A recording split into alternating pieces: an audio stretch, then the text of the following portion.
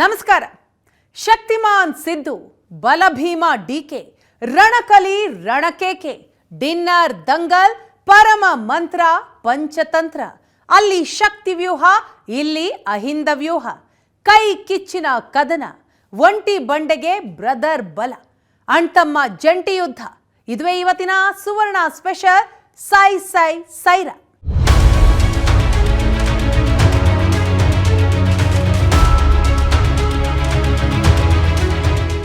ಯುದ್ಧ, ಅಂತರ್ಯುದ್ಧ. ಕೈಕೋಟೆಯ ಒಳಗೆ ಶುರುವಾಗಿರೋದು ರಣ ರಣ ಬಣ ರಾಜಕೀಯ. ಊಟದ ನೆಪ, ಒಬ್ಬರಾದ ಮೇಲೆ ಒಬ್ಬರ ಚದುರಂಗದಾಟ. ಕನಕಾಧಿಪತಿಗೆ ಚೆಕ್ಮೇಟ್ ಕೊಡೋ ಮಹಾಯತ್ನ. ಡಿಕೆ ವಿದೇಶದಲ್ಲಿದ್ದಾಗ ರಣವ್ಯೂಹ ಹೆಣ್ದದ್ದು ಸತೀಶ್ ಜಾರಕಿಹೊಳಿ. ದೆಹಲಿ ಅಂಗಳದಲ್ಲಿ ಟ್ರಬಲ್ ಶೂಟರ್ ಇರುವಾಗಲೇ ಟ್ರಬಲ್ಗೆನೆ ಟ್ರಬಲ್ ತರೋಕೆ ಹೊರಟಿರೋದು ಹೋಮ್ ಮಿನಿಸ್ಟರ್ ಪರಮೇಶ್ವರ್. ಹೈಕಮಾಂಡ್ಗೆ ಹತ್ತಿರದಲ್ಲಿಯೇ ಇದ್ದ ಡಿಕೆ ಬಿಟ್ಟ ಅಸ್ತ್ರಕ್ಕೆ ಪರಂ ಪ್ಲಾನ್ ಉಲ್ಟಾ ಪಲ್ಟಾ. ಡಿಕೆ ಜೊತೆಗೆ ನಿಂತಿದೆ ಅದೊಂದು ಮಹಾಶಕ್ತಿ. ಡಿಸಿಎಂಗೆ ಅದುವೇ ಬಲ, ಅದುವೇ ನಂಬಿಕೆ. ಒಂದು ಅಂತರ್ಯುದ್ಧ, ಎರಡು ಅಖಾಡ. ಹಸ್ತ ಸಾಮ್ರಾಜ್ಯದಲ್ಲಿ ಹೊತ್ತಿಕೊಂಡಿರೋ ಬಣ ಜ್ವಾಲೆಯ ರಣರೋಚಕ ಸ್ಟೋರಿಯನ್ನ ತೋರಿಸ್ತೀವಿ ನೋಡಿ. ಶಕ್ತಿಮಾನ್ ಸಿದ್ದು, ಬಲಭೀಮ ಡಿಕೆ, ರಣಕಲಿ ರಣಕೇಕೆ.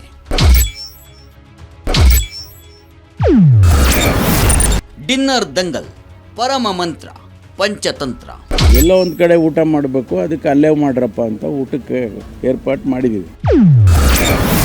ಅಲ್ಲಿ ಶಕ್ತಿ ವ್ಯೂಹ, ಇಲ್ಲಿ ಅಹಿಂದ ವ್ಯೂಹ. ಕೈ ಕಿಚ್ಚಿನ ಕದನ. SC ST ಸಮುದಾಯದ MLAಗಳು, XMLAಗಳು, it's going to be a party function. ಒಂಟಿ ಬಂಡೆಗೆ ಬ್ರದರ್ ಬಲ, ಅಣ್ತಮ್ಮ ಜಂಟಿ ಯುದ್ಧ. ಇದೇನು ಶಾಶ್ವತವಾದಂಥ ಹುದ್ದೆಗಳಲ್ಲ.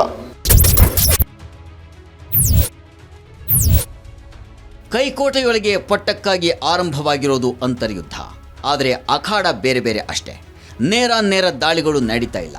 ಆದರೆ ಎರಡೂ ಕಡೆ ಹಾಕ್ತಿರೋ ಪಟ್ಟುಗಳು ಪೆಟ್ಟುಗಳನ್ನು ಕೊಡ್ತಾ ಇವೆ. ರಾಜ್ಯ ಕಾಂಗ್ರೆಸ್ನ ಈ ಕದನ ಒಂದೇ ಆದರೂ ಅದು ಅಧ್ಯಾಯಗಳು ಎರಡು. ಕೈ ಕಾಳಗದ ಚಾಪ್ಟರ್ 1 ಈಗ ಶುರುವಾಗಿದೆ. ಅಂತರ್ಯುದ್ಧ ಚಾಪ್ಟರ್ 1. ಇಂದ್ರಪ್ರಸ್ಥದಲ್ಲಿ ಕನಕಾಧಿಪತಿಯ ರಣಕಹಳೆ.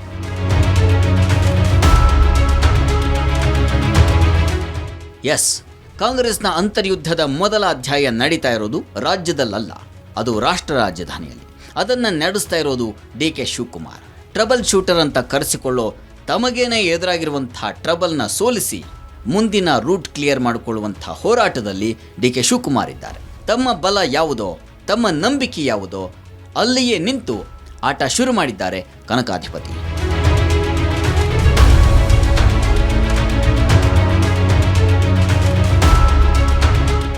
ಹೊಸ ವರ್ಷ ಅಂತ DK ವಿದೇಶಕ್ಕೆ ಹೋಗಿದ್ರೆ, ಇತ್ತ ರಾಜ್ಯ ಕಾಂಗ್ರೆಸ್ನಲ್ಲಿ DK ವಿರುದ್ಧ ಅಹಿಂದ ವ್ಯೂಹ ಸಿದ್ಧವಾಗ್ತಾ ಇದೆ. ಈ ವ್ಯೂಹವನ್ನ ಭೇದಿಸೋದಕ್ಕೆ DK ಬಳಿ ಒಂದು ಶಕ್ತಿ ಇದೆ. ಅದು ಅಂತಿಂಥ ಶಕ್ತಿ ಅಲ್ಲ, ಅದು ಮಹಾಶಕ್ತಿ. ಇಂಟ್ರೆಸ್ಟಿಂಗ್ ಅಂದರೆ DK ಆ ಶಕ್ತಿಯನ್ನ ಬಳಸಿದ್ದಕ್ಕಿಂತ ಆ ಶಕ್ತಿಯೇ DK ಶಿವಕುಮಾರ್ ಅವರನ್ನ ಬಳಸಿದೆ.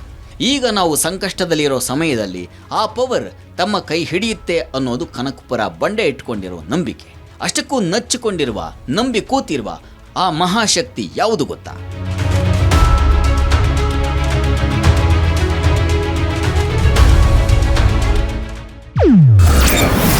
ಪವರ್ಫುಲ್ ನಾಯಕನ power house high command.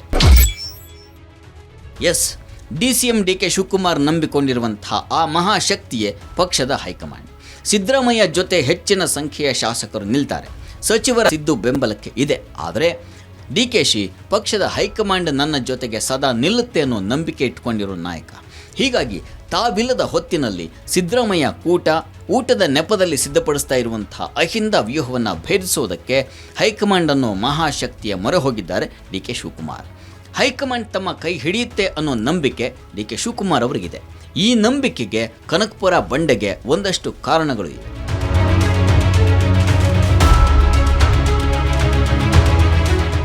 DK Shivakumar ಪಕ್ಷನಿಷ್ಠ ನಾಯಕ. ಹೈಕಮಾಂಡ್ ಹಾಕಿದ ಗೆರೆಯನ್ನು ಅವರು ಎಂದೂ ಕೂಡ ದಾಟಿದ್ದಿಲ್ಲ. ತಾವು CM ಆಗೋ ಆಸೆಯನ್ನು ಹೈಕಮಾಂಡ್ ಈಡೇರಿಸುತ್ತೆ ಅನ್ನೋ ನಂಬಿಕೆ ಈ ಹಿಂದೆ ಕೂಡ DKಶಿಗಿತ್ತು. ಅದು ಈಗಲೂ ಕೂಡ ಇದೆ ಅನ್ನೋದು ಮತ್ತೊಮ್ಮೆ ಸಾಬೀತಾಗಿದೆ.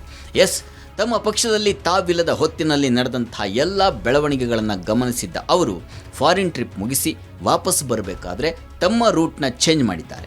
ನೇರವಾಗಿ ರಾಜ್ಯಕ್ಕೆ ಬರದೆ ಪಕ್ಷದ ಹೈಕಮಾಂಡ್ ಇರೋ ದೆಹಲಿಗೆ ದಾಂಗುಡಿ ಇಟ್ಟಿದ್ದಾರೆ ಡಿ ಕೆ ಶಿವಕುಮಾರ್.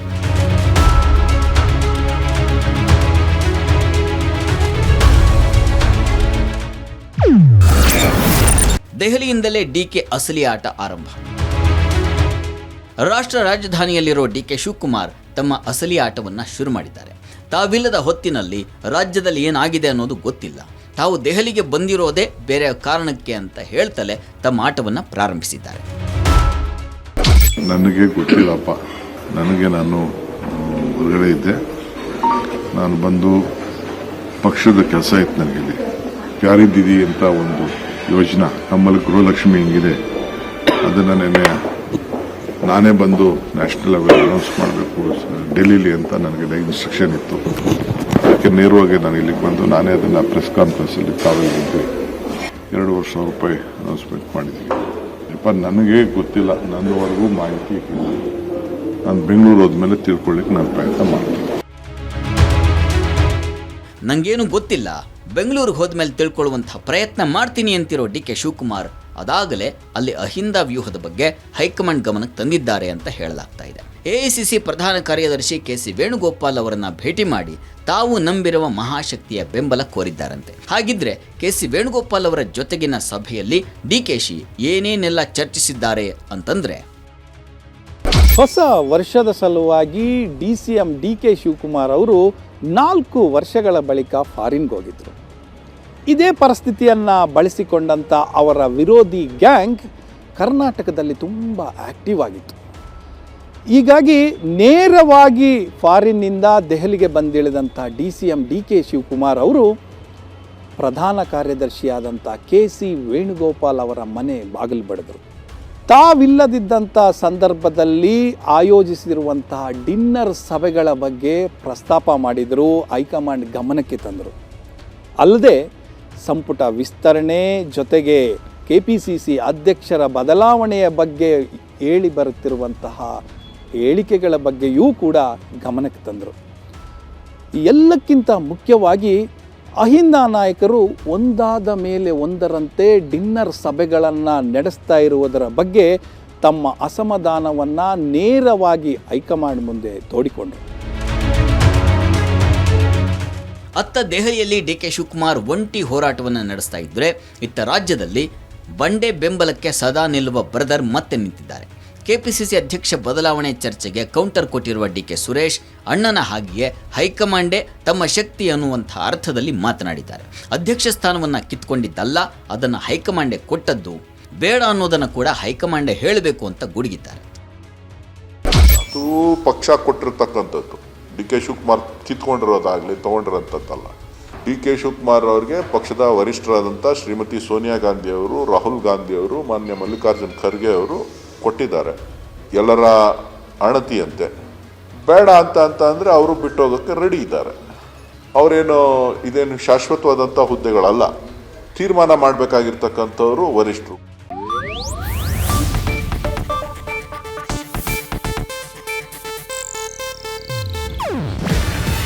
ಇದು ಏಷ್ಯಾನೆಟ್ ನ್ಯೂಸ್ ನೆಟ್ವರ್ಕ್ ಪ್ರಸ್ತುತಿ. ನೀವು ನೋಡ್ತಿದ್ದೀರಾ ಏಷ್ಯಾನೆಟ್ ಸುವರ್ಣ ನ್ಯೂಸ್.